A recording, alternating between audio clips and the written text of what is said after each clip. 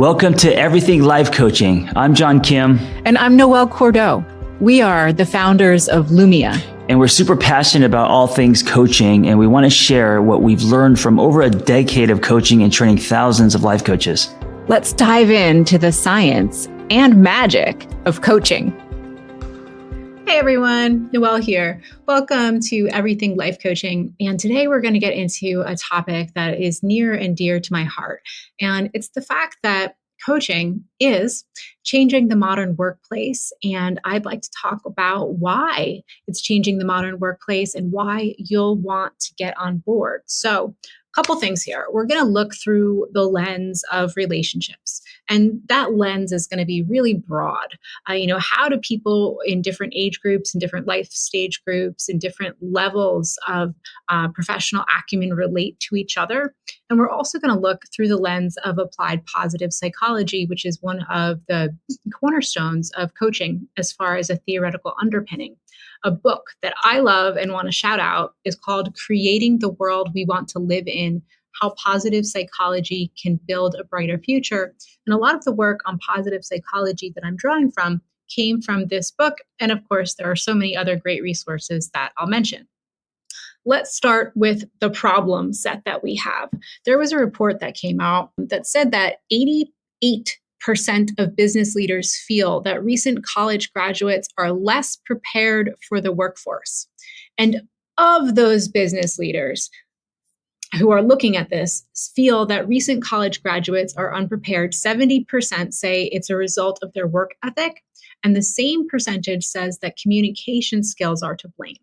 Additionally, business leaders point to a sense of entitlement, lack of technological skills, and 43% that other factors are contributing to lack of preparedness, including inability to deal with conflict. So the first thing that I want to say about all of this is ouch. Huge ouch, right?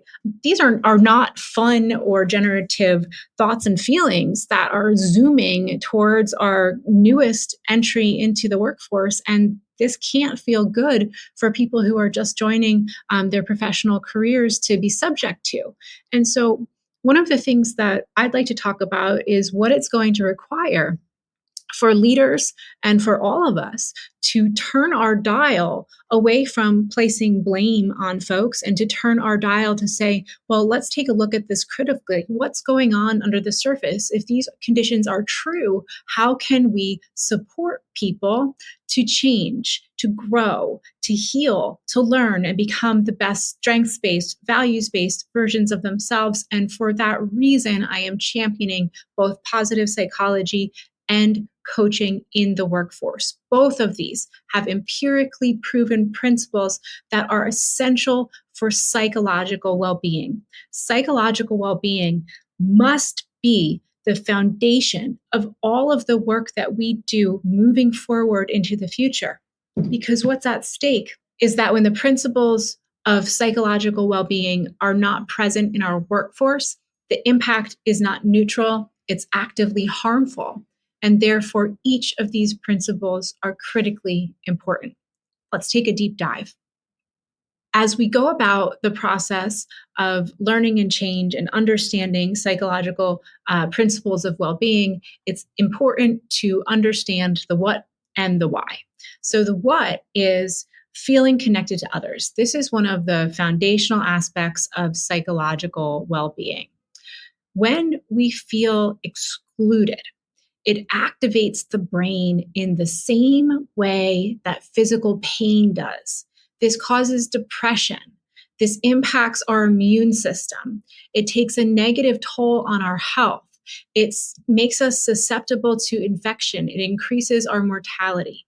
What we know about feelings of being excluded is that our close relationships, those who we work with every day, those who we live with, those are part of our everyday lives, have the greatest impact on us, in addition to the micro moments of brief interaction that we have with people in our community experience and in work-related proximity. So this idea of feeling connected to others, of feeling a sense of belonging, of feeling wanted, is truly vital if we're going to encourage a workforce to show up. Shaming doesn't work. Negativity doesn't work. Blaming does not work. So, as we're thinking about this, one of the things that we need to look at is where coaching shows up. And this is where the associated ICF core competencies come in. We're looking at cultivating trust and safety alongside coaching presence and ethics. So if there's any leader out there who's saying, well, how do I foster trust and belonging? Going to a coach training program will serve you really, really well, because some of the positive outcomes that we see coming out of coach training dealing with these core competencies to impact belonging is common humanity. That's seeing no strangers. What that looks like in real time is being trained on things like unconscious bias, intersectionality, mindfulness. This allows you to let go of your own bias. It lets you let go of your disdain for preferences of worldview that are different from your own. It helps you harness simple grace in acknowledgement that we all have a right to exist together on this planet. And the number one thing that I see coming out of coach training that's really exciting to me is curiosity, and very specifically, curiosity about somebody else's views, ideas, and experience. So this is juxtaposed against behaviors that come out when folks are not trained in how to harness the generative application of foundations of psychological well-being. And these are contempt, superiority, and blame. Now, those are not fun words. And one of the things that I think is really important to understand is that the outcomes of this negative behavior is twofold. It hurts the person who experiences this behavior, and it also really hurts the person who enacts these behaviors, because it cuts the actor off from their own capacity to experience connection within any group. This is especially true for leaders. Another foundational sense of well-being is one of having a sense of autonomy. And this is the feeling that we have choice rather than feeling coerced or controlled by others or external factors. This is one of the ways that coach training can truly help folks move beyond command and control leadership to a collaborative, generative view of how we all show up. So autonomy looks like having choices that align with your values. It looks like creating room for feedback. It looks like empowerment to take action. And the positive outcomes are feelings of value, respect. Folks feel empowered to take ownership, and there's effective interpersonal engagement. All of these are the outcomes of coaching itself and a coaching relationship. And so as we're bridging the divide between how do we do this, I'm recommending coaching and coach training as a fundamental leadership skill in order to take us to the future of work. Another component of psychological well-being is the idea of feeling competent. I feel competent in what I do. And that means that when we have this feeling, we're able to effectively function in all of the different contexts in which we live and that we work. And this is a basic psychological need that is imperative for well-being for all people in all places. Here's how it works. When we try new things, we naturally lack competence. It is experience around this fact that creates the tipping point in our ability to learn and grow and truly function at work. So this means that managers must give consistent, constructive feedback around what is good and what needs to be done in order to get to a standard that's acceptable. And the balance set here is very important.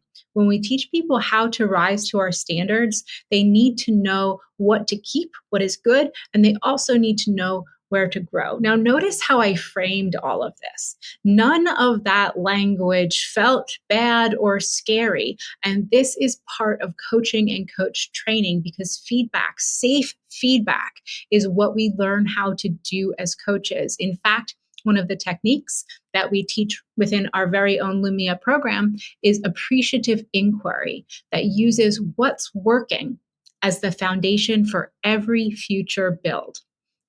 So the associated competency here is listening actively and evoking awareness. And this is where we're really turning the dial into why coach training is really effective for managers as they're thinking about helping folks feel competent and secure in their work. Because the job of a manager is to walk with folks in support as new initiatives are rolled out, to hear concerns, clearly communicate the why behind a change, and to really lean into and enforce the availability of experimentation, reflection, and feedback. Experimentation, reflection, and feedback are the coaching process. And this is why coach training is so beneficial for anyone who's in a managerial or leadership role, because you gain extraordinary comfort with this process of allowing folks to push out to the world, experiment, come back to the table to reflect, and then everyone delivers feedback to chart a path forward. What we want to work against is the impulse for command and control, which is basically do what I say without context, input, or education. And so your goal as a manager or leader is to get someone on board to be competent in a matter where you can oversee the process rather than do the work. And this will take a lot of the load off of your back as well. Implicit in command and control leadership are harmful behaviors that we visited previously: contempt, superiority, and blame. Another piece of psychological well-being is engaging in that which is going well, being able to engage positively with our environment and see the existence of positive facts, traits, wins that increase our capacity for perception. And this all comes from the work of Barbara Fredrickson, who has lended so heavily to the world of coaching. We teach a lot of Barbara Fredrickson in our Lumia program. So when we're thinking about what's going well and we're thinking about how coach training fits in, we're talking about two things that folks learn, which is listening actively and helping people to gain awareness. So negativity bias typically keeps us in a position where we're always scanning for threat. Negativity bias is something that's natural. All humans experience it. It's an evolutionary trait. It's kept us alive for a really long time, but it also creates anxiety because we're always scanning for threat. So this blocks about 50% or more of all of the different positive aspects from our existence from being visible to us at any given time. And when we neglect these factors, we miss a massive opportunity for well-being and to enhance our lives that's sitting right there on the table.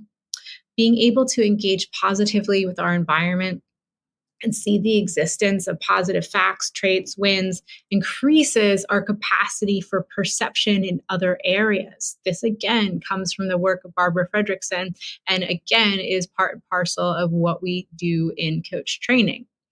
The outcome of taking space to hold up what was pretty okay in any situation allows us to open more to others and allows us to get more creative in our thinking, and we also get better at problem solving.